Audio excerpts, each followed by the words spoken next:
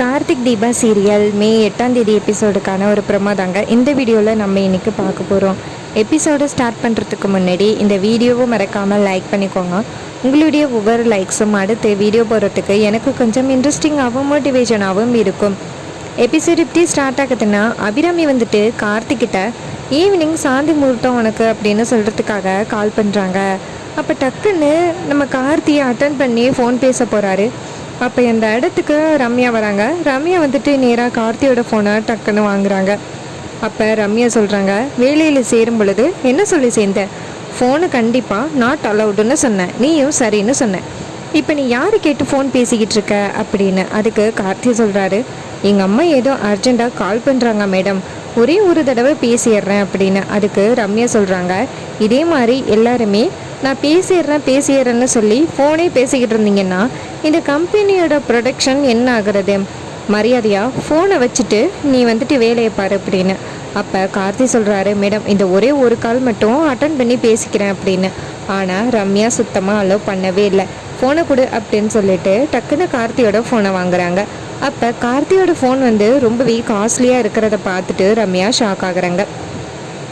அப்போ ரம்யா கேட்குறாங்க, இந்த ஃபோன் நானே வச்சுருக்கேன், எனக்கு ஈக்குவலாக நீ ஃபோன் வச்சுருக்க, இது காஸ்ட்லியான ஃபோன் ஆச்சே, எங்கே திருடுன அப்படின்னு.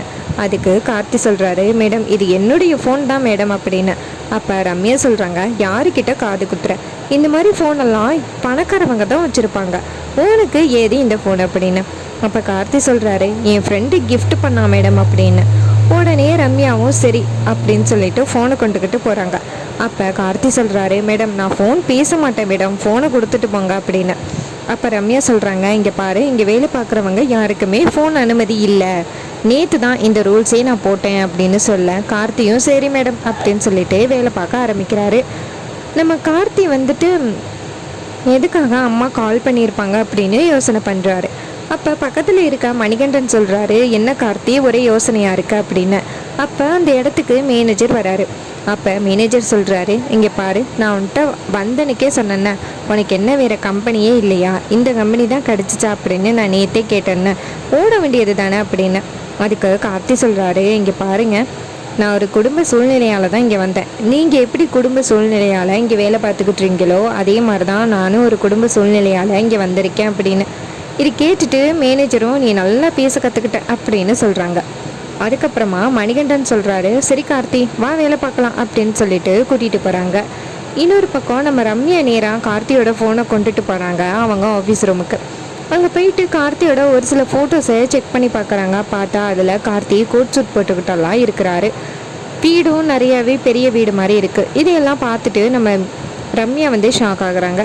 ரம்யா நேராக மேனேஜரை கூப்பிட்றாங்க. மேனேஜர் அந்த இடத்துக்கு வந்ததோட, இந்த கார்த்தியை பற்றி உனக்கு ஏதாவது தெரியுமா அப்படின்னு கேட்க, அதுக்கு மேனேஜர் சொல்கிறாரு, மேடம் நீங்கள் சொன்ன பிறகு தான் இந்த கார்த்தியவே எனக்கு தெரியும், இதுக்கு முன்னாடியே அவர் எப்படி இருந்தாருன்னா எனக்கு தெரியாது அப்படின்னு. உடனேயே ரம்யா சொல்கிறாங்க, இவனை பார்த்தா சாதாரண ஆள் மாதிரி தெரியல, ஏதோ பணக்கார வீட்டு பையன் மாதிரியே இருக்கான் அப்படின்னு. அதுக்கு மேனேஜர் சொல்கிறாரு, மேடம் ஆனந்த் தானே இந்த பையனை அனுப்புனாங்க, ஆனந்திக்கிட்டே நீங்கள் கேட்டு பாருங்களேன் அப்படின்னு. உடனே ரம்யாவும் சரி அப்படின்னு சொல்லிட்டு நேராக ஆனந்துக்கு கால் பண்ணுறாங்க. அப்போ ஆனந்த் ஃபோன் பண்ணி, என்னாச்சு ரம்யா, கார்த்தி ஏதாவது தப்பு பண்ணானா அப்படின்னு. அதுக்கு ரம்யா சொல்கிறாங்க, அவன் எந்த தப்பும் பண்ணலை, அவனுடைய ஃபோனை செக் பண்ணி பார்த்தேன், அந்த ஃபோனில் அவன் கூச்சட் போட்டுக்கிட்டு நல்லா பணக்கார மாதிரி இருக்கானே, உண்மையாகவே இந்த கார்த்தி யார் அப்படின்னு. அப்போ ஆனந்த் சொல்கிறாரு, ரம்யா நீ நினைக்கிற மாதிரி அந்த கார்த்தி ஒன்றும் பணக்காரன்லாம் கிடையாது, அவன் சாதாரண ஆளு தான் அப்படின்னு. அப்போ ரம்யா கேட்குறாங்க, உனக்கு ஒரு தம்பி இருக்கான்னா அவன் எங்கே அப்படின்னு. அதுக்கு ஆனந்த் சொல்கிறாரு, அவன் பெரிய கம்பெனியில் ஒர்க் பண்ணிக்கிட்டு இருக்கான் அப்படின்னு. இது கேட்டுட்டு ரம்யாவும் சரி அப்படின்னு சொல்லிட்டு ஃபோனை கட் பண்ணுறாங்க. அப்போ நம்ம ஆனந்த் ரியா கிட்ட சொல்கிறாரு, ரம்யாவுக்கு சந்தேகம் வந்துடுச்சு, ஒரு வேளை அந்த கார்த்தி என் தம்பியோ அப்படின்னு.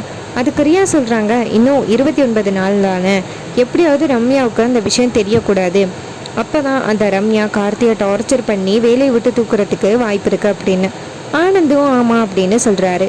இன்னொரு பக்கம் நம்ம கார்த்தி ஒர்க் பண்ணிக்கிட்டு இருக்கும் பொழுது நம்ம ரம்யா கார்த்தியை பார்க்குறாங்க. கார்த்தி ரொம்பவே ஸ்மார்ட்டாக இருக்கார், கூடவே அவருடைய விஷயங்கள் எல்லாமே பணக்காரத்தன்மையாக இருக்குது அப்படிங்கிறது எல்லாத்தையுமே நம்ம ரம்யா நோட் பண்ணுறாங்க. ரம்யா நேராக மேனேஜரை கூப்பிட்டு, இங்கே பாரு, அந்த நிற்கிறான கார்த்தி, அவனை பற்றின டீட்டெயில்ஸ் எனக்கு நாளைக்கு வேணும். அவன் எங்கே இருக்கான், அவன் எந்த ஊர், அவன் என்ன வேலை பார்த்தான், எல்லாமே வேணும் அப்படின்னு மேனேஜர்கிட்ட சொல்கிறாங்க. இதை கேட்டுட்டு மேனேஜரும் சரி மேடம் அப்படின்னு சொல்கிறாங்க. அதுக்கப்புறமா கார்த்தி ஒர்க் முடிச்சுட்டு வீட்டுக்கு கிளம்புறாரு. மறுநாள் காலை நம்ம கார்த்தி நேராக ஒர்க்குக்கு வர அங்கே என்ன நடக்குதுன்னா, நம்ம மேனேஜர் நேராக ரம்யா கிட்ட போயிட்டு, மேடம், நம்ம நினச்ச மாதிரி அந்த கார்த்தி சாதாரண ஆள் கிடையாது. அவனுடைய அம்மா யார் தெரியுமா? இந்த அபிராமி இண்டஸ்ட்ரீஸ் இருக்காங்கல்ல, அவங்க தான் இந்த கார்த்தியோட அம்மா அப்படின்னு. இது கேட்டுட்டு நம்ம ரம்யா ஷாக் ஆகுறாங்க.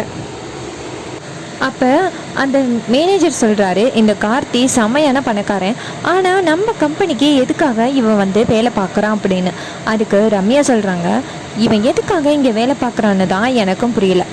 ஆனந்தோட தம்பி தான் கார்த்தி, ஆனால் கார்த்தி எதுக்கு இங்கே வந்து வேலை பார்க்கணும்? ஆனந்த் எதுக்கு கார்த்தியை இங்கே வேலைக்கு சேர்த்து விடணும்? ஒரு வேளை நம்ம கம்பெனியில் என்ன தப்பு நடக்குது அப்படின்னு பார்க்குறதுக்காக அனுப்பியிருப்பானோ அப்படின்னு. அதுக்கு மேனேஜர் சொல்கிறாரு, ஒரு வேளை இருக்கலாம், அந்த ஆனந்து சாதாரண ஆள் கிடையாது அப்படின்னு. இதை கேட்டுட்டு அந்த ரம்யாவும், ஆமாம், கார்த்தியை நோட் பண்ணுங்க அப்படின்னு சொல்கிறாங்க. நம்ம கார்த்தியும் வந்துட்டு நேராக ரம்யா கிட்ட, மேடம், 2 நாளாக என் மேலே ஏதோ சந்தேகமாக இருக்கீங்கன்னு தெரியுது, ஏதாவது பிரச்சனையா அப்படின்னு. அதுக்கு ரம்யா சொல்கிறாங்க, அதெல்லாம் ஒரு பிரச்சனையே இல்லை அப்படின்னு. அதுக்கு கார்த்தி சொல்கிறாரு, இல்லை மேடம், நீங்கள் ஏதோ 2 நாளாக என் மேலே ரொம்ப சந்தேகமாக இருக்கீங்கன்னு எனக்கு நல்லாவே தெரியுது அப்படின்னு. அப்போ ரம்யா சொல்கிறாங்க, இங்கே பாரு, நீ யாருன்னு எனக்கு தெரியும். நீ இந்த கிரேட் இண்டஸ்ட்ரீஸ், அபிராமி இண்டஸ்ட்ரீஸோட மூத்த மகன், இளைய மகன், பெரும் பணக்காரன்னு தெரியும். ஆனால் நீ எதுக்கு இங்கே வேலை பார்க்குற, என்ன காரணம் அப்படின்னு. அப்போ கார்த்தி சொல்கிறாரு, குடும்ப சூழ்நிலை தான் மேடம் அப்படின்னு. அப்போ ரம்யா கேட்குறாங்க, என்ன தான் நடந்துச்சு அப்படின்னு. அப்போ கார்த்தி ஆனந்துக்கும் கார்த்திக்கும் பிரச்சனை நடக்கிறது எல்லாத்தையுமே சொல்கிறாங்க. இது கேட்டுட்டு செம ஷாக் ஆகுறாங்க நம்ம ரம்யா. ரம்யா சொல்கிறாங்க, ஆனந்த் அப்பையிலேருந்தே ஒரு முட்டாள் தான். அந்த ஆனந்த் வந்துட்டு ரியாவை லவ் பண்ணான்னு தெரியும், ஆனால் கல்யாணமான பிறகு ரியாவை கூட்டி கொண்டாந்து வச்சுக்கிட்டு பிரச்சனை பண்ணிக்கிட்டு இருப்பானே எனக்கு தெரியல. அவன் இந்த மாதிரி ஒரு மிஸ்டேக்கை பண்ணானா, எனக்கு கேட்கவே கேவலமாக இருக்குது அப்படின்னு சொல்லிட்டு ரம்யா பேசுகிறாங்க. அப்போ கார்த்தி சொல்கிறாரு, நான் தான் வந்து ஆனந்தோட தம்பின்னு நீங்கள் இது வரைக்கும் ஆனந்திக்கிட்ட சொல்லலை இல்லை, ஏன்னா சொன்னீங்கன்னா அதை வச்சு அவன் பிரச்சனை பண்ணுவான் அப்படின்னு. அதுக்கு ரம்யா சொல்கிறாங்க, கவலைப்படாத, நான் அந்த மாதிரி ஆண்களுக்கெல்லாம் நான் எப்போவுமே துணை போக மாட்டேன். நீ உண்மைக்காக போராடுற, அதனால் நான் கண்டிப்பாக உனக்கு சப்போர்ட் பண்ணுவேன் அப்படின்னு ரம்யா சொல்கிறாங்க.